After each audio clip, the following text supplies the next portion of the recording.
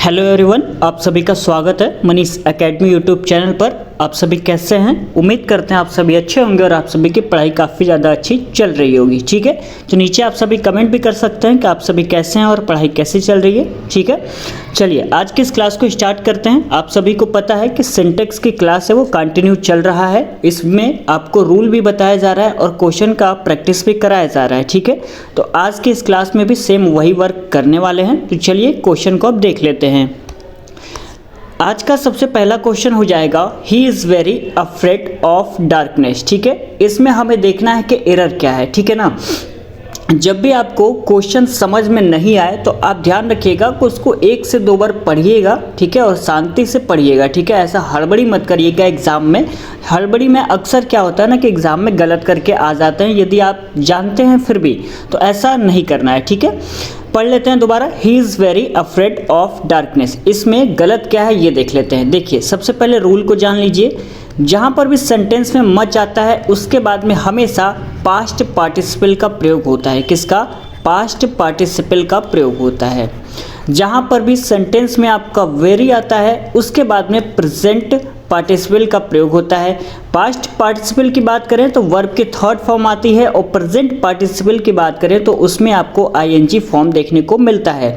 तो अभी आपको नज़र आ रहा होगा कि लिखा हुआ he is very afraid of darkness, लेकिन यहाँ पे तो वेरी वर्ड दिया गया है ना, लेकिन वेरी के बाद में कोई प्रेजेंट पार्टिसिपल नहीं दिया गया है, यानी आईएनजी का फॉर्म जो है वो नहीं दिया गया है। तो आपके दिमाग में आएगा कि यहाँ पर हम मच का प्रयोग क्यों नहीं कर लें, है ना। जब यहाँ पे आईएनजी आया ही नहीं है वेरी के साथ में तो हम वेरी को हटा के मच का प्रयोग कर लेते हैं। तो ये बिल्कुल आपका करेक्ट हो गया। गलत यानी कि वेरी था। ठीक है, तो इसको हम क्या बना सकते हैं? इसको बनाएंगे he is much afraid of darkness. ठीक है, डार्कनेस ये आपका क्या है, कंप्लीट हो गया है। उम्मीद करते हैं आपको समझ में आ गया होगा।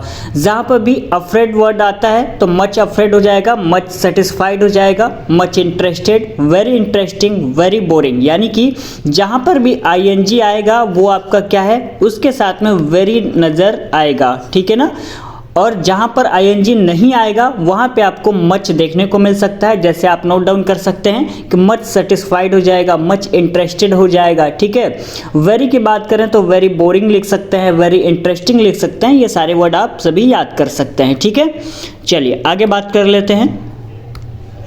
अगला क्वेश्चन लिखा हुआ, it is much interesting novel. It is much interesting novel, इसको हम कैसे बनाएंगे ये देख लेते हैं। देखिए, इसमें जो नॉवेल है ना वो आपका क्या है, कॉमन नाउन है। क्या है? कॉमन नाउन है। और बात करें इंटरेस्टिंग क्या है तो ये प्रेजेंट पार्टिसिपल है। मैंने अभी आपको बताया था ना क्या है, प्रेजेंट पार्टिसिपल है।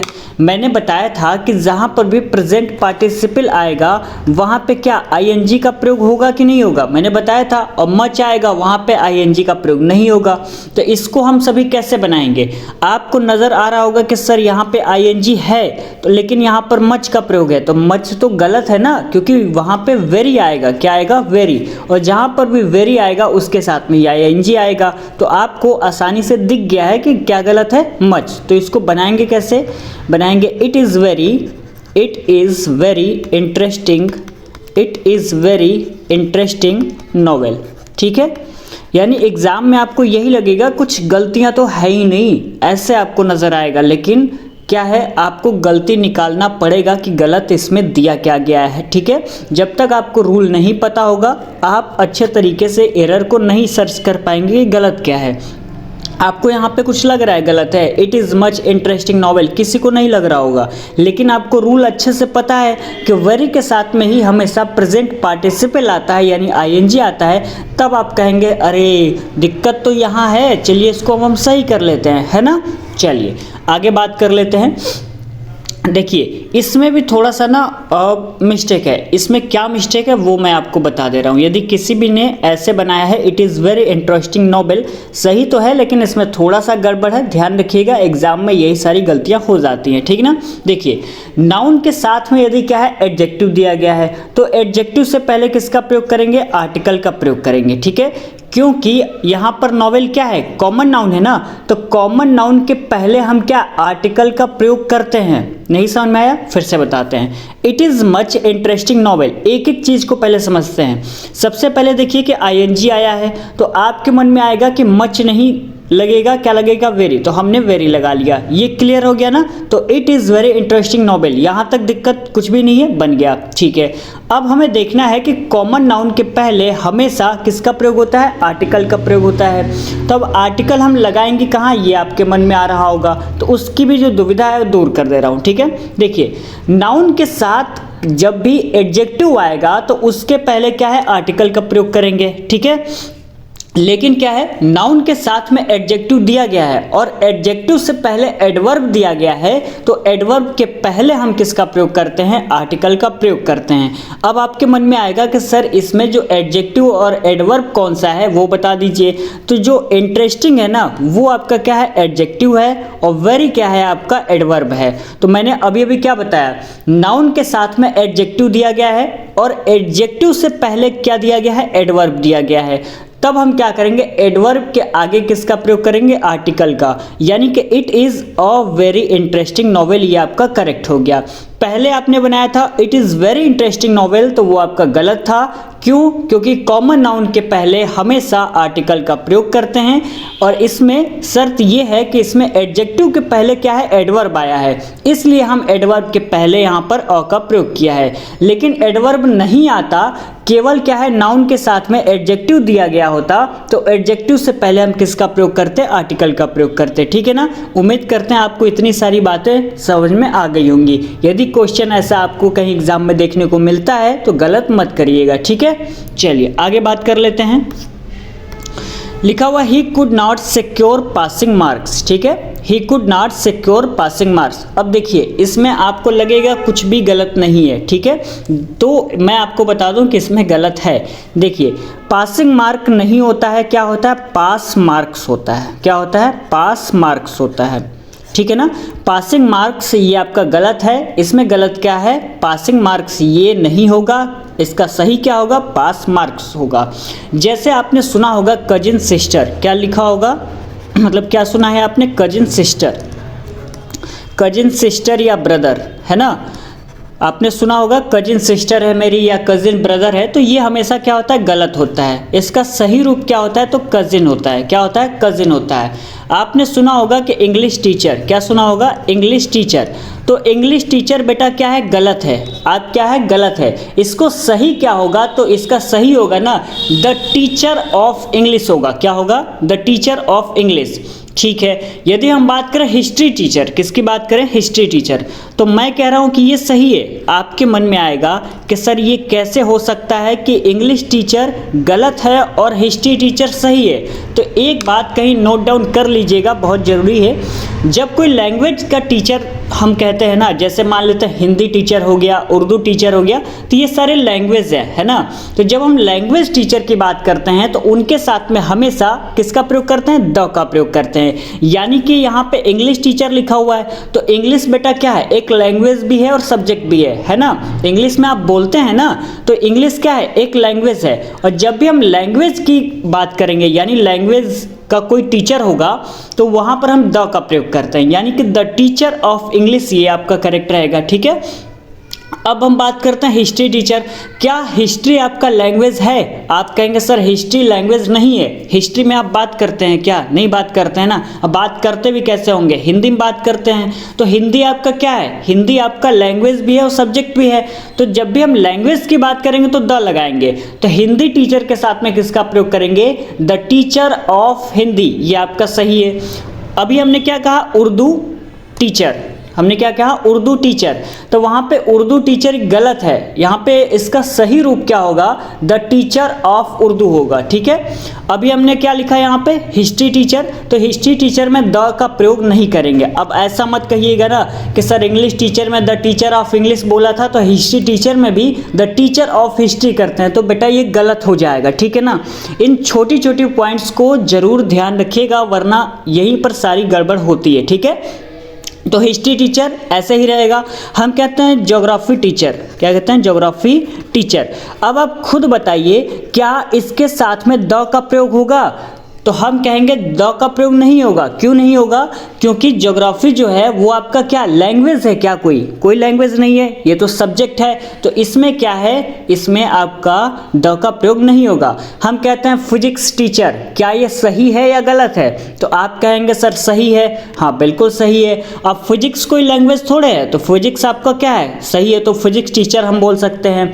हम कहते हैं केमिस्ट्री टीचर, तो केमिस्ट्री टीचर क्या है, गलत है या सही है? तो आप कहेंगे सर सही है, क्योंकि केमिस्ट्री कोई लैंग्वेज नहीं है। इतना क्लियर हो गया ना कि जब भी हम कोई लैंग्वेज की टीचर की बात करेंगे तो द लगाएंगे। जैसे एग्जांपल में हिंदी हो गया तो the teacher of Hindi, English teacher की बात करें तो the teacher of English, Urdu teacher की बात करें तो द टीचर ऑफ उर्दू। ठीक है। ज्योग्राफी की बात करें, ज्योग्राफी टीचर, तो वहाँ पर ज्योग्राफी टीचर ही रहेगा। फिजिक्स टीचर की बात करें तो फिजिक्स टीचर ही रहेगा, और केमिस्ट्री टीचर की बात करें तो केमिस्ट्री टीचर ही रहेगा। और पासिंग मार्क्स जो क्वेश्चन में दिया गया है वो गलत है, पास मार्क्स रहेगा। तो उम्मीद करते हैं जो इतनी आपको कथाएं सुनाई गई हैं ना वो अच्छे तरीके से आपने लिख लिया होगा, समझ लिया होगा।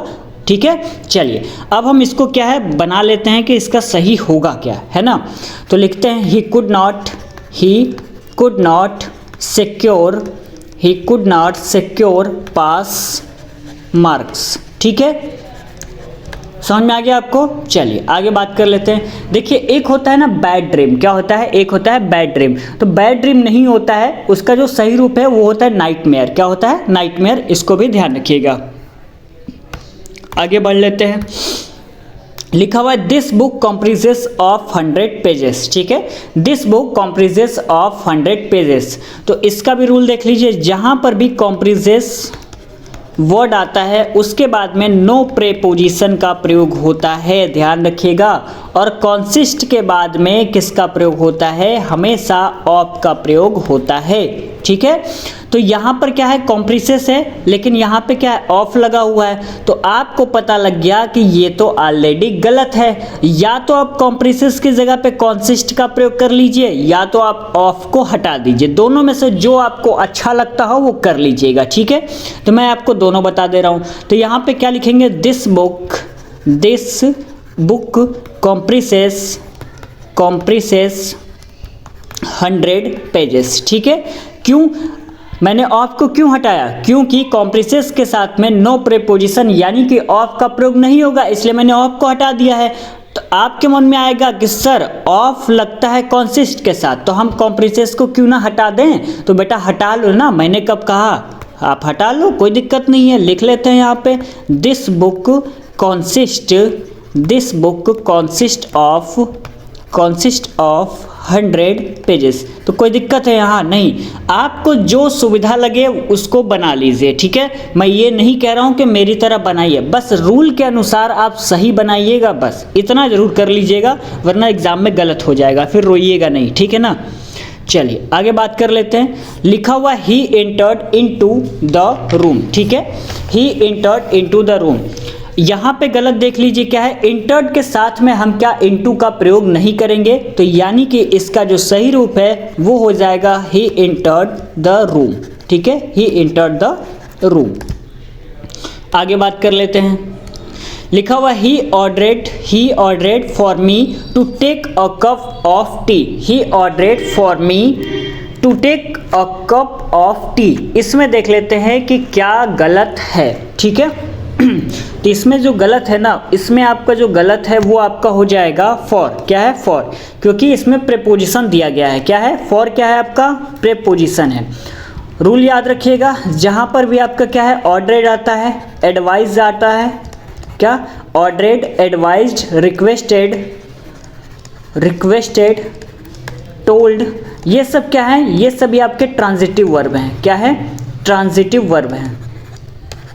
और इनके साथ में क्या है, हमेशा ऑब्जेक्ट आता है। इनके साथ में क्या आता है, ऑब्जेक्ट आता है। प्लस में लिख लेते हैं ऑब्जेक्ट।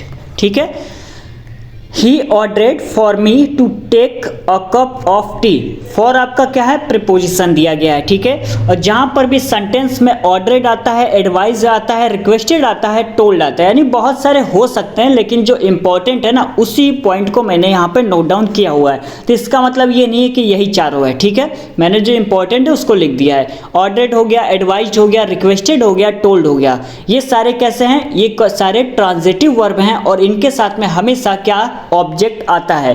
तो यहाँ पे फॉर गलत है, फॉर गलत है, तो यहाँ पे होगा क्या, तो he ordered me to take a cup of tea, यानी कि फॉर को हटा दीजिए, आपका कंप्लीट हो जाएगा, ठीक है। तो इसको मैं क्लीन कर रहा हूँ और इसको बनाते हैं। क्या होगा, he ordered me to take a cup of tea, ठीक है। ये आपका कंप्लीट हो गया है। तो उम्मीद करते हैं आज की इस क्लास में आपको जितना भी समझाया गया है वो अच्छे तरीके से समझ में आ गया होगा। फिर भी कोई दिक्कतें हैं कि आपको कुछ समझ में नहीं आया है तो नीचे कमेंट बॉक्स में ज़रूर बताइएगा कि सर ये चीज़ें हैं वो समझ में नहीं आई हैं, ठीक है। इसकी एक क्लास और आपको प्रोवाइड की जाएगी, फिर आपकी जो सिंटेक्स जो चैप्टर है वो पूरी तरीके से ख़त्म हो जाएगा। इसके बाद में सिनोनिम, एंटोनिम, ये जो चैप्टर है उसको कंप्लीट करा दिया जाएगा, ठीक है। तो चलिए मिलते हैं अगले लेक्चर में, तब तक के लिए बहुत बहुत धन्यवाद।